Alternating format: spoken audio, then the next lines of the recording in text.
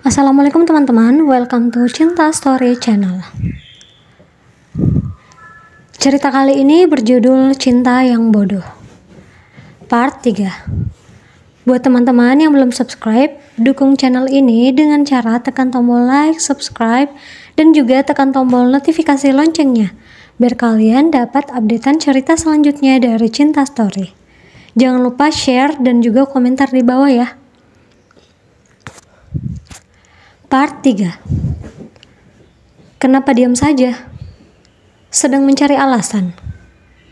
Jawab, desak Kak Alan kakakku. Dia sepertinya sangat marah, tapi ada sesuatu yang seakan membuatnya menahan amarah. Maaf Kak, tadi aku memang gak ke rumah Dira, tapi aku ketemu temanku yang lain. Jawabku dengan nada perlahan. Aku tentu saja merasa takut kalau dia tahu yang sebenarnya. Sudahlah, cepat tidur, ucapnya lagi, lalu beranjak keluar. Aku lihat sikap Alan kali ini benar-benar aneh. Biasanya dia tak segan memarahiku habis-habisan kalau aku melakukan kesalahan. Tapi kali ini dia terlihat sedang memikirkan sesuatu. Tapi sudahlah, kupikir harus bersyukur karena dia tidak memarahiku. Aku kembali berbaring sambil memikirkan Arsya. Pertemuan kami malam ini membuatku senyum-senyum sendiri jika mengingatnya. Aku menyentuh pipiku sambil tersenyum malu, mengingat Arsya menciumku. Rasanya aku benar-benar jatuh cinta. Selamat tidur sayang, I love you. Tiap malam aku mendapat pesan dengan kalimat yang sama. Baru saja sesaat sebelum aku tertidur. Biasanya aku tak pernah membalas saat dia mengucap kata cinta seperti itu. Bahkan walaupun aku sangat mencintainya. Tapi kali ini aku menurunkan gengsiku. Love you too, balasku. Arsya, ucap Alan menemui Arsya di tempat tongkrongannya. Arsya berbalik menatap Alan tajam. Dia sebenarnya tak membalas benci ataupun marah pada Alan karena kejadian di masa lalu itu. Arsya anggap sudah berlalu. Tapi Alan sampai saat ini masih sangat marah padanya. Selama 3 tahun mereka tak saling bicara. Arsya mulai penasaran. Apa yang membawa Alan datang menemuinya? Arsya pun berdiri dan menghampiri Alan. Mereka sedikit menghindari keramaian di tempat nongkrong tersebut. Ada apa? Tanya Arsya. Alan tak menjawab, namun langsung memukuli wajah Arsya. Namun Arsya tak membalas. Dia menerima setiap pukulan itu, walaupun dia tak tahu apa kesalahannya. Arsya tersungkur di tanah, sementara Alan mengatur nafasnya yang mulai tak beraturan. Ada apa? Aku tidak membalasnya, tapi paling tidak bicarakan dulu apa masalahnya. Kenapa harus adikku? Kenapa harus Mita? Jawab, teriak Alan. Maksud kamu? Aku lihat sendiri, kamu berani cium dia. Apa ada teman yang mesra seperti itu? Jangan anggap aku bodoh. Jangan pernah berani temui Mita, apalagi menyentuh dia. Paham? Ucap Alan sangat marah. Dia pun berbalik hendak pergi begitu saja. Aku sayang dia. Aku hargai kamu sebagai kakaknya. Tapi kamu tidak berhak mencampuri privasi dia.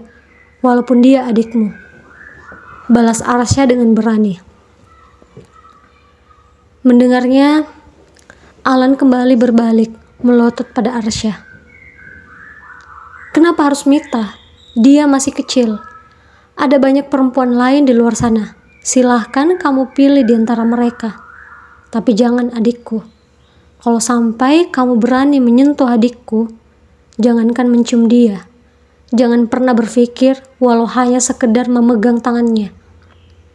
Kalau itu terjadi, lihat saja nanti apa yang bisa kulakukan.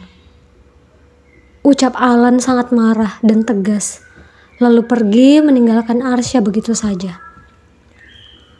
Sementara Arsya mencoba berdiri dan terus memikirkan perkataan Alan.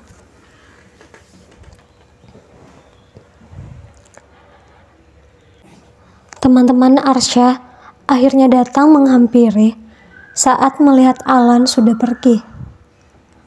Mereka memang melihat Alan memukul Arsya dan ketegangan di antara keduanya.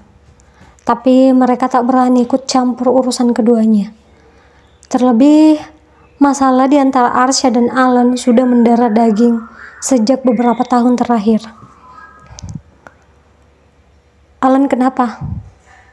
Ada masalah apa lagi? Tanya Hendra, kakak kandung Arsya yang kebetulan juga ada di sana. Dia membantu Arsya berjalan ke arah sebuah kursi.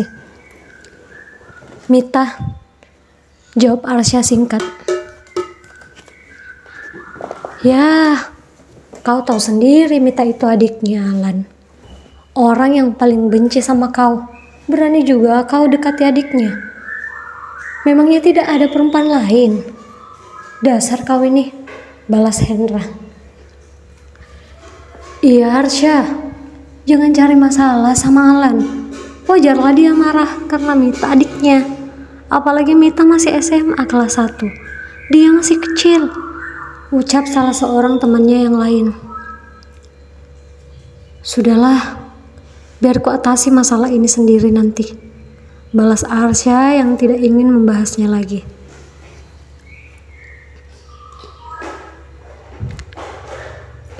Aku baru saja menerima telepon dari Arsya. Dia bilang kalau Alan datang menemuinya. Mendengar hal itu, aku sangat yakin kalau kakakku sudah tahu semuanya. Kalau tidak, mana mungkin dia pergi menemui Arsya.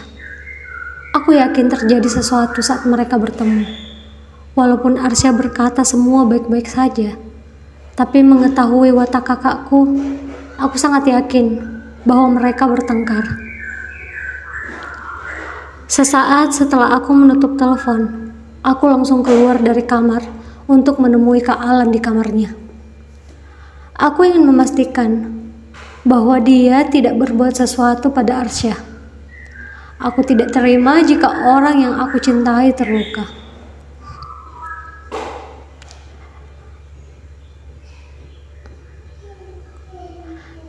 Kak Alan baru saja keluar dari kamarnya, tepat saat aku beberapa langkah lagi sampai di sana.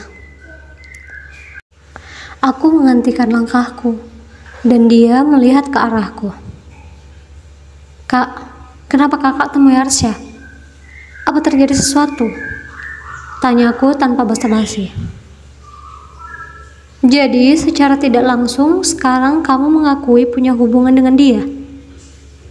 Kenapa tidak tanyakan langsung ke pacarmu itu? Dia tidak bilang apa yang terjadi, tapi aku yakin kakak melakukan sesuatu atau mengatakan sesuatu sama dia. Alan menarik nafas dalam-dalam, lalu mengembuskannya dengan kasar. Baiklah. Apa yang kukatakan ke dia, akan kukatakan juga ke kamu supaya kamu mengerti. Jauhi dia. Kamu masih sekolah, belum pantas pacaran. Kalaupun pantas, jangan dia, ucapnya tegas. Tapi aku sayang dia. Kakak gak berhak mengatur urusan pribadi aku. Aku tahu kakak iri kan, karena kakak gak punya pacar. Aku gak mau jauhi Arsya. Aku juga gak mau putus dari dia, balasku kesal. Kamu memang belum dewasa. Aku seperti ini karena kamu adikku. Tahu apa kamu tentang dia? Aku sudah kenal dia bertahun-tahun. Dia bukan laki-laki baik. Pokoknya jauhi dia. Kalau tidak, jangan salahkan kalau aku kasih pelajaran sama dia lagi. Paham? Dia baik, Kak Alan yang jahat. Aku menghentakkan kakiku dengan kesal, lalu berbalik kembali ke kamarku.